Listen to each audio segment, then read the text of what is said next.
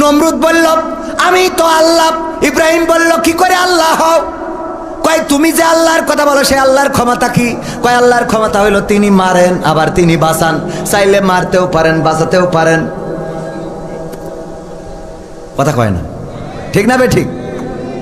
বলল তিনি তো এমন রব যিনি চাইলে মারতেও পারেন বাঁচাতেও পারেন। নমরুদ বলছে দুইজন কয়েদি ধরে নিয়ে আয়। জেলখানা থেকে দুইজন নিয়ে আসলো, একটারে কুরাস দিয়ে দিল, আর একজনের বেকুসুর খালাস। মানে তখন তো কুরাস ছিল না, কুপান একটা মেরি দিলে মাথাতে পড়ি থাকলো। বলল দেখো আমারও একই ক্ষমতা, তোমার আল্লাহ মারতেও পারে বাঁচাতেও পারে, আমিও পারি। এই যে একটা মেরি দিলাম আর একটা ছেড়ে দিলাম। কথা কয় না। ইব্রাহিম আলাইহিস সালাম আল্লাহ যার শিক্ষা দিয়েছেন তিনি সুন্দর করে বললেন, ওগো নমরুদ যদি তাই হয়, তোমার কথা যদি সত্য হয়, আমার আল্লাহ পূর্ব দিগন্তে সূর্যটা উঠায় পশ্চিমে অস্তমিত করেন। তোমার যদি পাওয়ার থাকে ক্ষমতা থাকে তাইলে সূর্যটা পশ্চিম দিগন্তে উদিত করে পূর্ব দিগন্তে অস্তমিত করে দেখাও। আছে ক্ষমতা? আছে। মেট্রো রেল বানাতে পারবা, পদ্মা সেতু বানাতে পারবা, মানুষকে ফাঁসির কাস্টে ঝুলাতে পারবা, ক্রস ফায়ার দিতে পারবা, মামলা দিতে পারবা, হামলা করতে পারবা, কিন্তু একটা মানুষ আবার নতুন করে জীবন্ত করতে পারবা না। নিজের হায়াত শেষ হয়ে গেলে নিজের হায়াতটা আর বাড়াইতে পারবা? কথা কয় না, বাড়ানো যাবে? নিজের চেয়ারটাও ধরে রাখার ক্ষমতা কি আছে?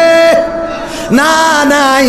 ওগো আমার ভাইরা, এই জন্য ক্ষমতার বড়াই দেখানো যাবে না। রূপের বড়াই করিস না রে, রূপ চিরদিন থাকে না।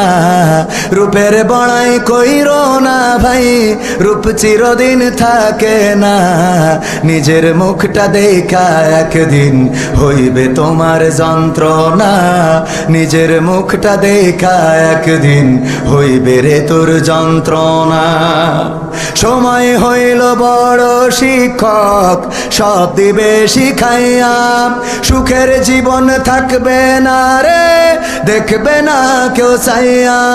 সময় হইল বড় শিক্ষক, সব দিবে শিখাইয়া, সুখের জীবন থাকবে না রে, দেখবে না কেউ চাইয়া। মরার আগে মরবি রে তুই, জ্বালা সইতে পারবি না। মরার আগে মরবি রে তুই, জ্বালা সইতে পারবি না।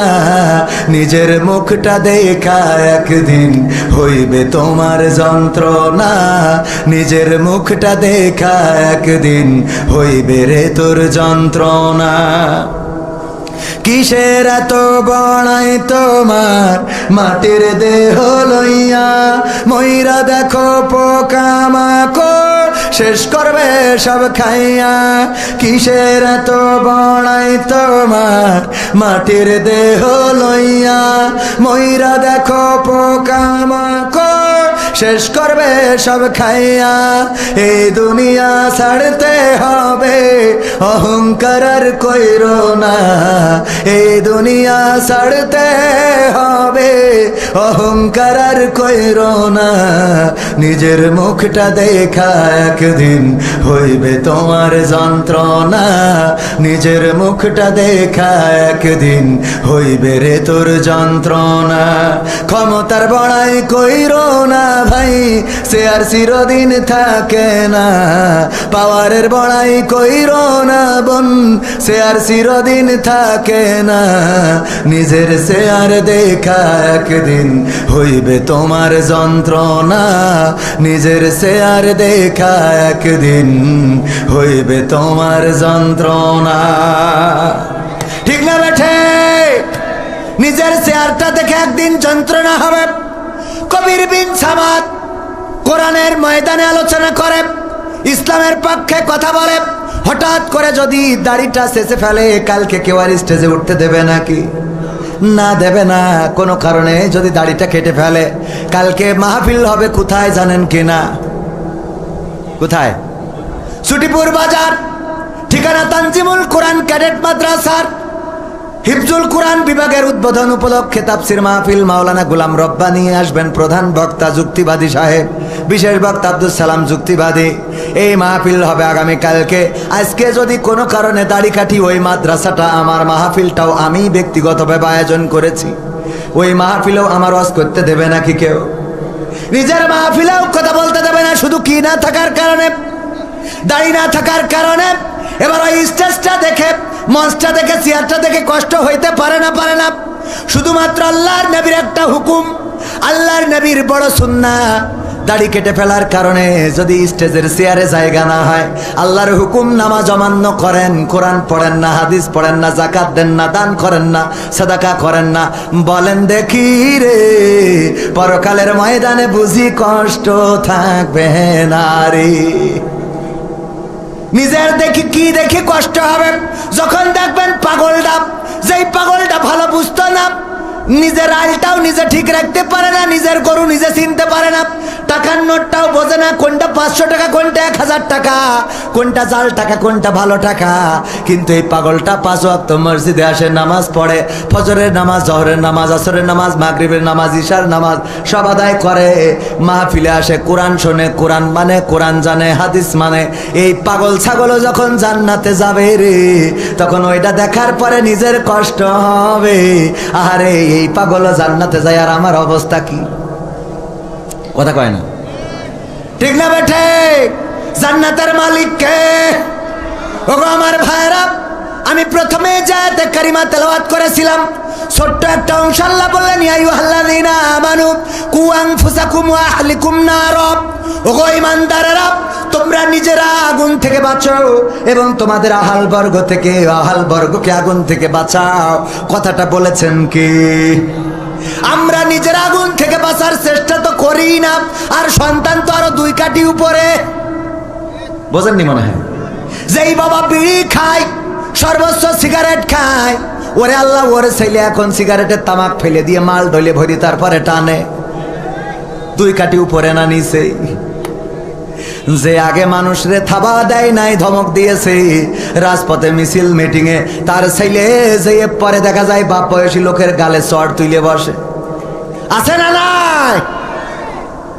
যেই বাবা 5 টাকার এখনো চুলের কাটিং দেয়, তার ছেলে 500 টাকা দিয়ে ফেস ওয়াশ মারে,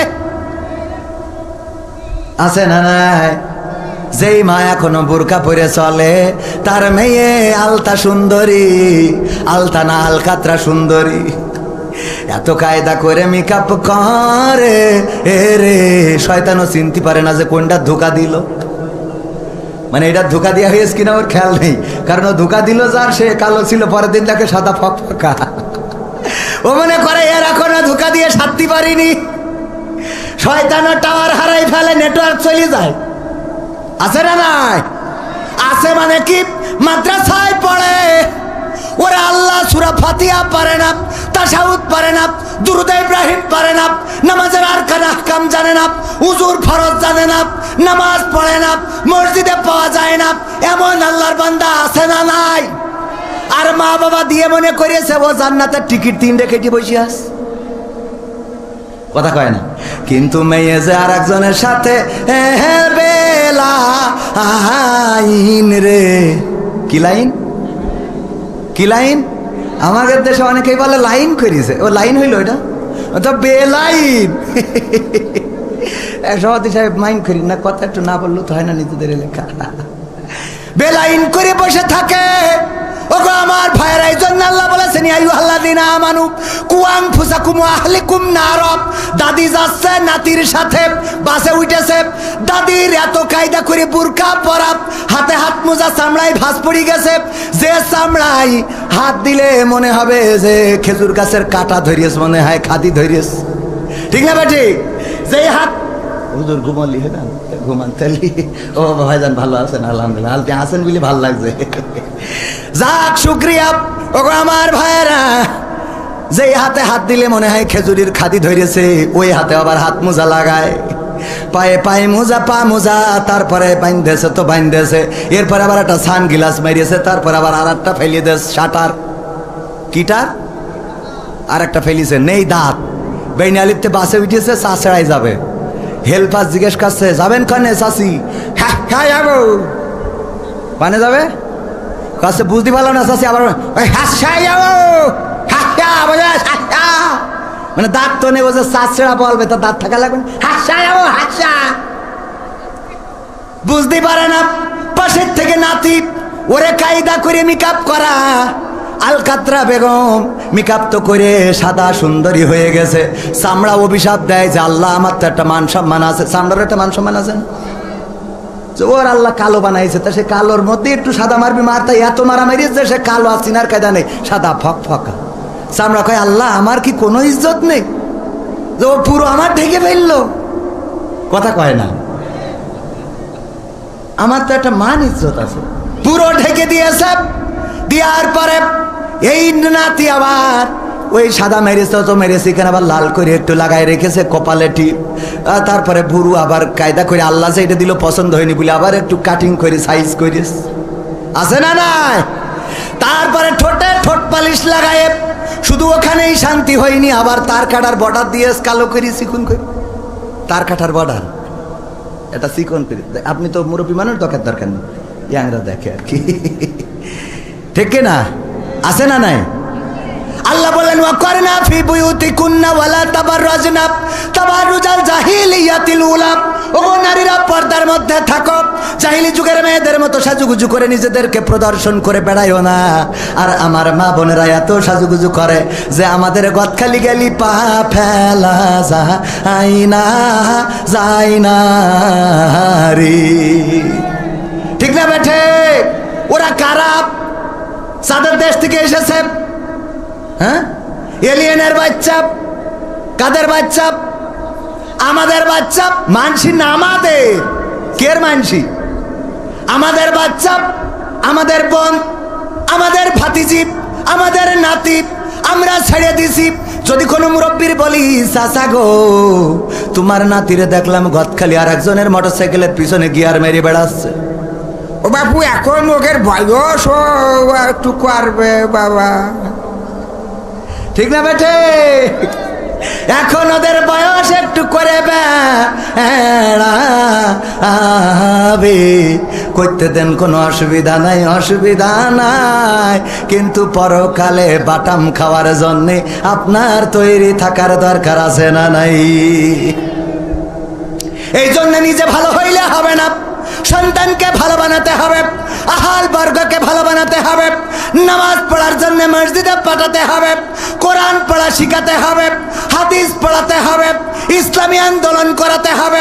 কিন্তু আমরা যেটা করি, বেঁচে থাকতেই 2 দিন জনসংযোগ করলাম, ইসলামী আন্দোলন ঘোষিত 15 দিন, দাওয়াতি পক্ষ জনসংযোগে কত মানুষের দাওয়াত দিই, কেউ বলে বাবা দয়া করে আমার ফর্ম পূরণ করো না, কারণ আমি তোমাদের সাথে যাব না রে। এই কথা বলে দুঃখ নাই, কিন্তু যখন মরে তখন যেন বলে না ও গো ইমাম তুমি শোনা, তোমার জানাজা চলবে না রে বলে, তখন বলে কবির বিন সামাদ হুজুর আল্লাহ কে তোর আব্বা মরি গেতে ওরম করছি কেউ, একটু দোয়া করি দেন তো, তোরা আমি দোয়া করতে তুই কর, এতদিন তো ফর্ম পূরণ করতে পারলেন, এখন করো দোয়া নিজে তা নিজে, কথা কয় না, আছে না নাই? মরে যাওয়ার পরে কবরে যাই, কবরে যাওয়ার আগে এবার ইমামের দরকার। আমার আব্বা একটা উদাহরণ দিত, উদাহরণটা দিয়ে আলোচনা শেষ করবো। নিজের অঞ্চল এত আলোচনা করা উচিত না। একজন বিয়ে করেছে দাড়িওয়ালা হুজুর, বিয়ে করার পরে বউ আর তার ঘরে ঘুমায় না, বউ তার বাড়ি আর আসতে চায় না, বাড়িতে গেলে আসতে চায় না, জোর করে নিয়ে আসে, কিন্তু বউ ওই ঘরে ঘুমায় না। কারণ কি? কারণ হলো ওর শালিরা বলেছে যে তোর বুড়োর সাথে বিয়ে হয়েছে, তোর ওই বুড়োর সাথে, বুড়ো খাটাসের সাথে বিয়ে হয়েছে, এই জন্য ওই দাড়িওয়ালার সাথে আর ঘুমায় না, পাশের ঘরে থাকে। চোর চুরি করার জন্য শিং কেটেছে, যেই ঘরে বউ থাকে ওই ঘরে যা ছিল আলনার মধ্যে আইলা সাইলা পাইলা সোনা দানা গয়না গাটি টাকা পয়সা এলইডি সিডি ভিসিডি সব গুছাই নিয়ে চলে গেছে। যাওয়ার পরে যখন সব নিয়ে চলে গেছে, যাওয়ার পরে আর ঘরে কিছু বাকি নেই, ওই সময় এসে শুয়েছে ওই স্বামীর কাছে। ওই সময় কি করিস? স্বামী তো মনে করছে যাক আমার বউ ভালো হয়ে গেছে। কেন? কারণ কি? কারণ হলো ইতিপূর্বে কত হুজুরির কাছে তাবিজ নিয়েছে, কত হুজুরির কাছ থেকে মই যে আমার ওয়াইদ হুজুরির কাছ থেকে দোয়া নিয়ে গেছে, কাজ হয় নাই। তারপরে চরমনার পীর সাহেবের কাছে দোয়া নিয়েছে, কাজ হয় নাই। কবির সামাদের কাছে দোয়া, কাজ হয় নাই। জামাত নেতার কাছ থেকে দোয়া নিয়েছে, কাজ হয় নাই। আমার আশা ভাইয়ের কাছ থেকে দোয়া নিয়েছে, যে বিএনপির কাছ থেকে দোয়া নিয়ে দেখি তাও কাজ হয় নাই। কিন্তু পাল্লা মসজিদের ইমাম উনি বলেছে যেহেতু সব হুজুর ফেল মেরেছে, বিএনপিও ফেল, জামাতও ফেল, তাহলে আমি একটা তাবিজ করে দিয়ে দেখি। যেদিন ওই তাবিজ নিয়ে গেছে বালিশের মধ্যে রেখেছে, ওই দিন ওই বউ ঘরে এসে শুয়েছে।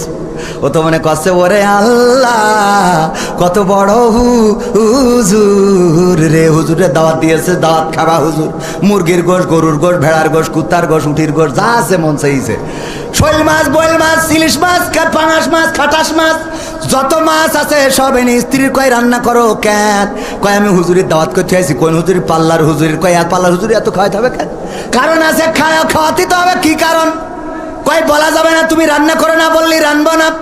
ওরে আল্লাহ তুমি আমার ঘরে ঘুমাও না বলে কত হুজুরির তাবিজ নিলাম, কত হুজুরির দোয়া নিলাম। চরমনার পীর সাহেব, জামাতের ডাক্তার শফিকুর রহমান, বিএনপির আশরাফুজ্জামান আশা, সব দল একেবারে সব হেজে গেছে।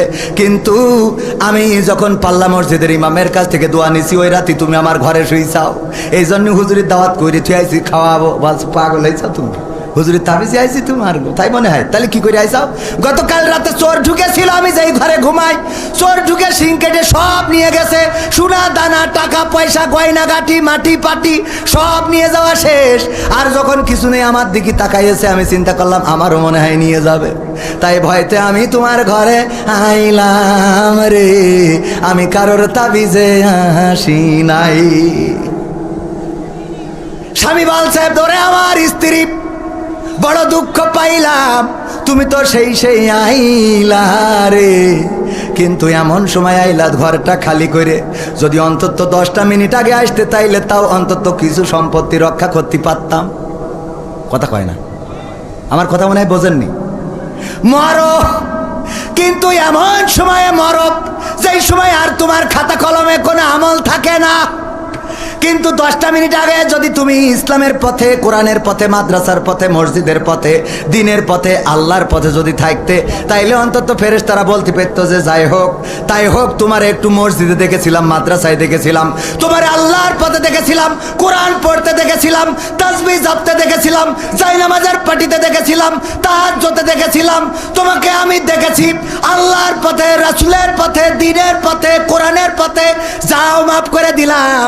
কিন্তু এমন সময় আমরা কবরে যাই যখন নামাজ নাই, রোজা নাই, দান নাই, সাদাকা নাই, রোজা নাই, হজ নাই, যাকাত নাই, ফিতরা নাই, তাসবিহ নাই, তাহলিল নাই, এইগুলো আমাদের আমল নামা খালি। কবরে যাওয়ার পরে ফেরেশতারা বলে আল্লাহর বান্দা সেই তো আসলে রে, কিন্তু ঘরটা খালি রে। ঠিক না বেঠে? আমরা কি ঘর খালি করে যেতে রাজি আছি? ঘর ভরবো, কারা কারা হাত দেখতে চাই?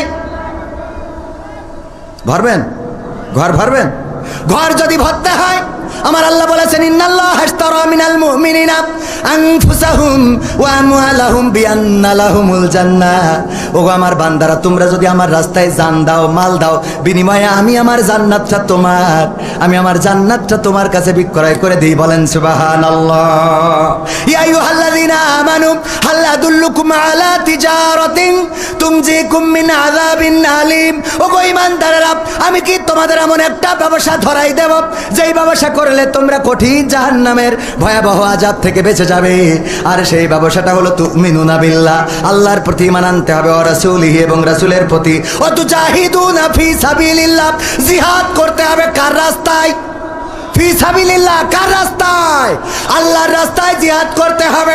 বিআমওয়ালিকুম, মাল দিয়ে, ওয়া আনফুসিকুম, জাল দিয়ে। কি দিয়ে? মাল দিয়ে। আর কি দিয়ে? সেই আল্লাহর পথে জানমাল দিতে রাজি আছি না নাই?